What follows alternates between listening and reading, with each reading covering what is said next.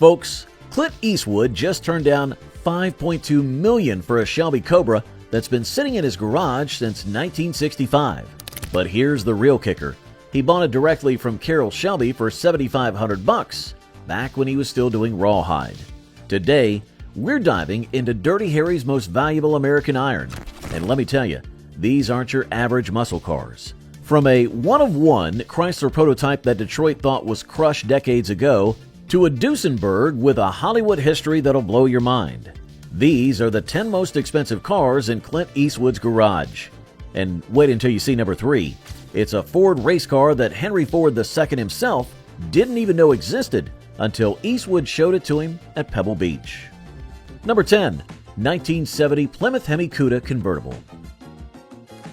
Back in 1970, when a new house cost around $23,000, this Hemi Cuda convertible rolled off the assembly line with a window sticker of $5,721. Today, as one of only 14 Hemi Cuda convertibles ever built, and one of just 4 with a 4-speed manual, this piece of Mopar muscle commands north of $3.5 million. Now, that's what we call return on investment, folks. The Hemi option alone cost $871, more than a new Volkswagen Beetle at the time. The original owner, a Wisconsin banker who clearly knew a good investment when he saw one, checked every option box on the order form, pushing the price to nearly $6,000. Serious money when gas was 35 cents a gallon. Under that massive hood sits Chrysler's legendary 426 Hemi, making 425 horsepower, though everybody knows that number was about as honest as a politician's expense report. The real output was closer to 485 horsepower, all running through a Hurst pistol grip shifter that Clint says feels like you're arm wrestling a gorilla. Eastwood found this car in 1987, paying what he calls the price of a nice house, about $115,000 at the time. The restoration in the early 90s cost another $165,000.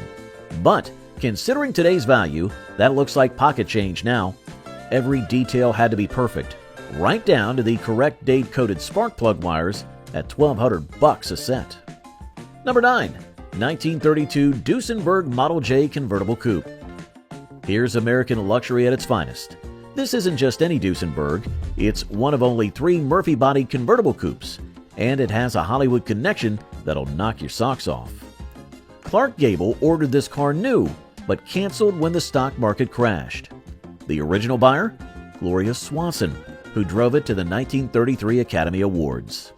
When this Duesenberg debuted in 1932, its $17,000 price tag was enough to buy a small apartment building in Manhattan. To put that in perspective, a new Ford cost $460 at the time, and the average American earned about $1,850 a year. Today, this masterpiece is valued at $7.5 million, making it one of the most significant automotive appreciations in history. Eastwood found this car in pieces, scattered across 3 collections. The chassis was in a museum in Indiana. The body was being used as a chicken coop in Oklahoma, and the engine? It turned up in a Beverly Hills garage, being used as a workbench. Took him 5 years just to get all the parts in one place. The restoration is a story worthy of its own movie. Clint brought in retired craftsmen from all over the country, guys who actually worked at Duesenberg in the 30s. The leather came from the same tannery that supplied the original hides. The wood trim? They found the original tree farm in Michigan that supplied Murphy coach builders and used lumber from the same plot. Even the paint is period correct. They analyzed samples found under the dashboard and recreated the original formula. But here's the kicker. During restoration, they found Gloria Swanson's original driving gloves stuffed in the tool compartment, along with a parking ticket from the 1933 Oscars. Clint kept everything exactly as found, right down to that unpaid ticket. Number 8. 1965 Shelby Cobra 427 S/C. Now folks, this is the car Clint turned down $5.2 million for, and once you hear its story, you'll understand why. This isn't just any Cobra, it's one of only 29 semi-competition models ever built, and it's the actual car Carroll Shelby used for dealer demonstrations in California. The 1965 Shelby Cobra 427 S/C.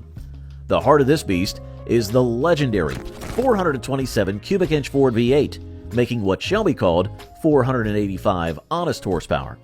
Each engine was hand-built by the same guys who built Ford's NASCAR engines.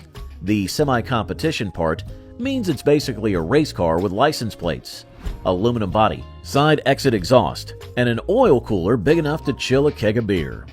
Clint bought this car directly from Shelby back in '65 for $7,500, about the price of a new Cadillac back then. Story goes, Shelby was so impressed with Eastwood's driving during the test drive that he knocked $1,000 off the price. The only condition? Clint had to promise to drive it like he stole it. Well, looks like he kept that promise. The logbook shows over 50 track days at Willow Springs. During restoration, they found Shelby's cigarette burns still on the passenger seat. Apparently, he got nervous watching Clint test the car's limits. The original tool roll was still in the trunk, complete with Carroll's handwritten notes about the special cam timing. He even discovered a hidden compartment under the seat with Shelby's personal stopwatch and timing sheets from test runs. What makes this Cobra really special is its completeness. Every single part is original, right down to the Goodyear Blue Streak tires that Shelby personally selected. The engine's never been apart, still has the original seal with Shelby's fingerprint in the paint. Clint says he'll never sell it because some things mean more than money. Number 7. 1963 Ford Galaxy 500 Lightweight. Now here's a piece of Ford racing history that'll knock your socks off. When Ford built this car, they priced it at $3,780, about the same as a regular Galaxy 500. But this ain't your grandpa's Galaxy. It's one of only 212 lightweights built for racing. This one's special. It's the development car Ford used to perfect the 427 engine program. Under that teardrop hood sits the nastiest 427 Ford ever built. Officially rated at 425 horsepower, but the dyno sheets Clint found with the car show 487 at the flywheel. This special aluminum front end, fiberglass hood, and trunk lid were a $2,000 option that Ford actually lost money on. They just wanted to win that bad. Today, this piece of racing history is valued at $2.8 million, and that's if you could find one. Eastwood discovered this car in Georgia in 1985, paying $23,000, which his friends thought was insane for a stripped-down Ford. The previous owner was a Ford engineer who'd been part of the development team. During restoration, which cost Clint $340,000 in the 90s, they found the original Ford engineering notebooks hidden in the trunk, complete with test data and hand-drawn diagrams of experimental parts. What makes this car priceless is its development history. Every modification is documented, every test run recorded. They even found Henry Ford II's personal inspection notes, along with a letter authorizing an extra $15,000 in development parts. That was serious money back in 1963. The original window sticker, showing $3,780 plus $2,000 for the lightweight package, is still in the glove box. Clint's had offers north of $3 million, but he won't sell. This car represents Ford's commitment to winning at any cost, he says. The accountants must have had heart attacks when they saw what Ford was spending on these cars. Number 6. 1967 Shelby GT500 Super Snake. Folks, this is the holy grail of Shelby Mustangs. When it left Shelby American in '67, it carried a sticker price of $8,450, more than a new Corvette. Today, this one-of-one Super Snake is worth an estimated $3.5 million, and that's a conservative number considering its history. So, what makes this car so special? Under that hood sits a modified version of the GT40 MK2 engine, the same power plant that won Le Mans. Shelby spent $22,000 developing this engine alone, about the price of a house in 1967. Making 650 horsepower when most muscle cars were happy with 350, it's basically a race car with license plates and air conditioning. Clint bought this piece of history directly from Carroll Shelby in 1970 for $10,500. Story goes that Shelby called him personally and said, "I got something special you need to see." The car had been used as Shelby American's test mule, accumulating over $35,000 in development parts, more than 3 times its original price. During restoration in the 90s, which cost Eastwood $425,000, they found Shelby's personal test notes written in grease pencil onto the hood. The documentation is incredible. Every modification, every test run, every penny spent is recorded. The original build sheet shows the GT40 engine package alone cost $4,200, half the car's base price. The special Goodyear Thunderbolt tires, which Clint still has, were $2,000 a set. Even found Carroll's expense report showing he spent $8,500 on fuel during testing. That's in 1967 dollars. Recent offers have topped $4 million, but Clint won't even discuss selling. This isn't just a car, he says. It's the ultimate expression of what Shelby could do when cost wasn't an issue. They lost money on every part of this car, but they didn't care. They just wanted to build the baddest Mustang ever. Number 5. 1931 Duesenberg Model J disappearing top convertible. Here's what happened when money was no object in the Depression era. This Duesenberg rolled out of the factory with a price tag of $22,500 at a time when you could buy a nice house for $3,000. Add in the custom Murphy disappearing top bodywork at $4,500, and you're looking at enough money to buy half a city block in 1931. Today, this masterpiece is valued at $12.5 million, making it one of the most valuable pre-war American cars in existence. But here's the real kicker. It's the only one ordered with both the disappearing top and the ultra-rare twin windshield option, a $1,200 extra that even Duesenberg thought was excessive. That massive 420 cubic inch straight 8 makes 265 horsepower, each horsepower costing about $85 when new. Every engine was tested for 12 hours on a dynameter before installation, a process that added $2,000 to the build cost.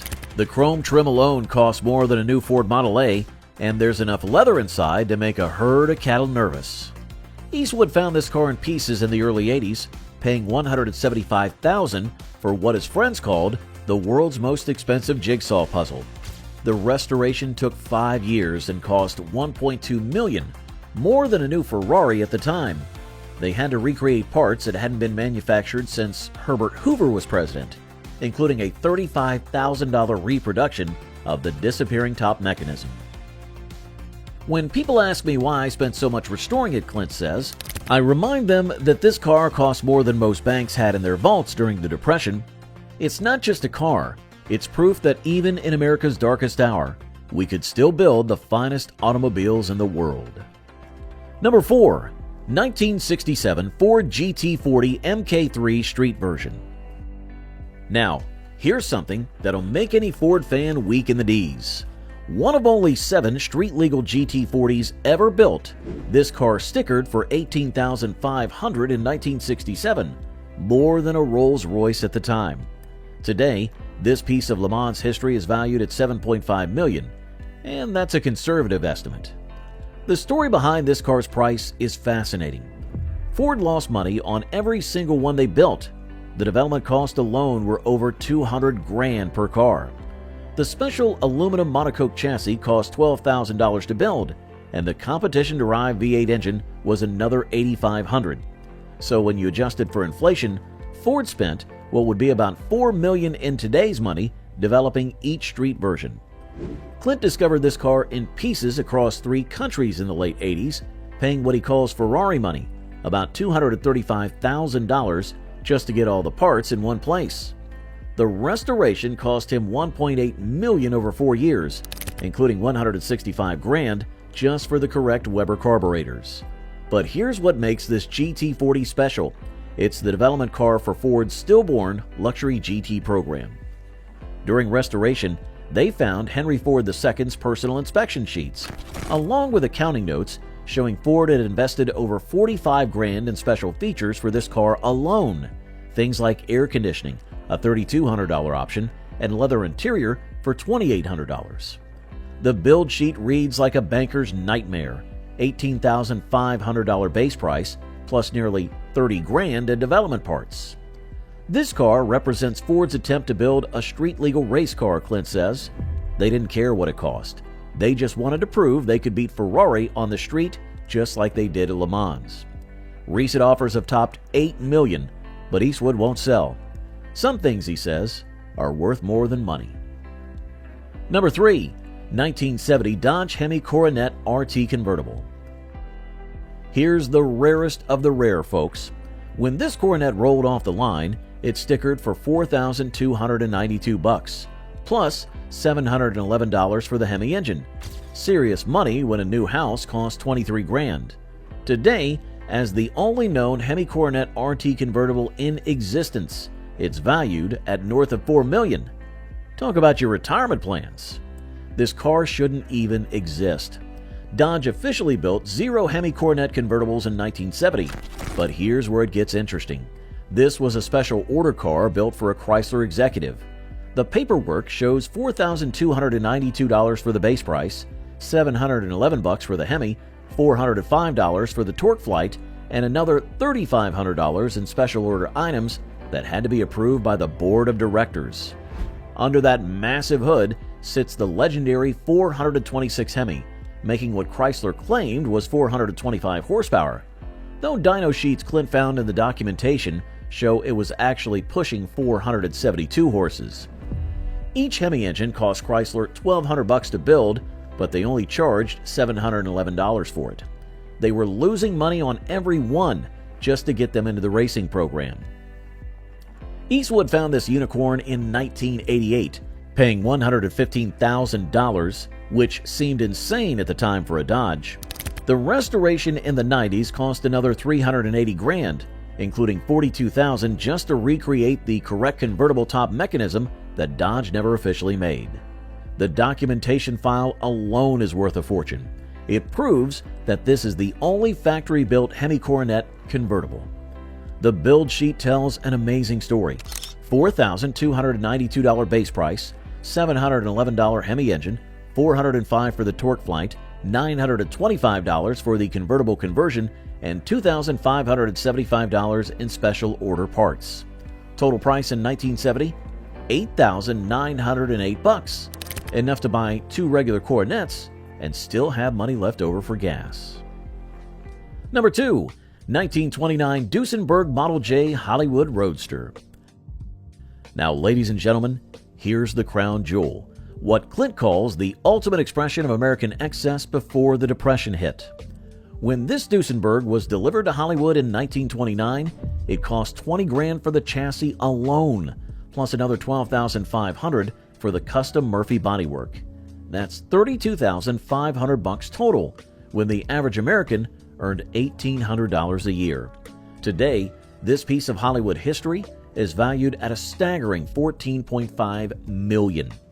That massive 420 cubic inch straight 8 makes 265 horsepower, each horsepower costing about $75 when new. Every engine was tested for 12 hours on a dynameter before installation, a process that added $1,800 to the build cost. The chrome trim alone cost $3,500, more than a new Cadillac at the time. Eastwood discovered this car in 1982, paying $425,000, the price of a good-sized house back then. The restoration took 7 years and cost $2.3 million, including $180,000 just to recreate the custom Murphy windshield frame. During restoration, they found original Hollywood parking permits from 1929, along with Clara Bow's driving gloves still in the glove box. What makes this Duesenberg priceless is its Hollywood history. Every owner is documented. Clara Bow, then Rudolph Valentino, then Cecil B. DeMille. The service records show oil changes at the Duesenberg factory branch on Sunset Boulevard, $38.50 each, when a full tank of gas costs 20 cents. And at number 1, the 1963 Chevrolet Corvette Z06 Big Tank Split Window. Here's a car that proves sometimes the best investments have racing numbers on the side. When this Z06 left the factory, it was stickered for $6,717.50, a fortune when a regular split window cost $4,252. Today, as one of only 63 big tank Z06s ever built, this piece of Chevrolet racing history commands over $3.8 million. Under that iconic split window hood sits the legendary L84 327 Fuelie making 360 horsepower, though Zora Arcus Duntov himself admitted these engines were putting out closer to 400. Each fuel-injected engine cost Chevrolet $895 to build, but they only charged $430.40 for it. Talking about taking a loss to win on Sunday. Clint found this car in 1989, paying $165,000, which seemed crazy for a Corvette back then. The previous owner was a retired racer who'd campaigned it at Sebring in Daytona. During the $440,000 restoration in the 90s, they found the original race setup sheets written in Duntov's own hand, along with a letter authorizing an extra $500 in special competition equipment that never made it to any order form. What makes this Z06 really special is its completeness. Every single component is numbers matching, right down to the special competition brake lines that cost $68.45 in 1963. The original window sticker is still in the glove box, along with a dealer invoice showing how they buried some of the racing parts in the miscellaneous equipment category to keep the front office happy. Well, folks, there you have it. From a $32,500 Duesenberg that cost more than 16 average American annual salaries in 1929 to a $1 million Mopar that started life as a $5,721 muscle car. These aren't just expensive cars, they're rolling history books that tell the story of American automotive excellence. What makes Clint's collection special isn't just the value, it's the stories behind each price tag. From Carroll Shelby knocking $1,000 off that Cobra because he liked Eastwood's driving style, to Chrysler losing money on every Hemi they built just to win on Sunday. These cars represent times when American manufacturers cared more about making history than making profits. The total value? Well, north of $65 million at last count. But as Clint says, the real value isn't in what they're worth, it's in what they represent. Each one of these cars tells the story of someone who decided to build something special, regardless of cost. This is Vintage Vehicles, reminding you that sometimes the best investments in automotive history were made by people who weren't trying to make an investment at all. We'll see you next time, folks, and don't forget to hit that subscribe button if you want to keep seeing America's greatest automotive treasures.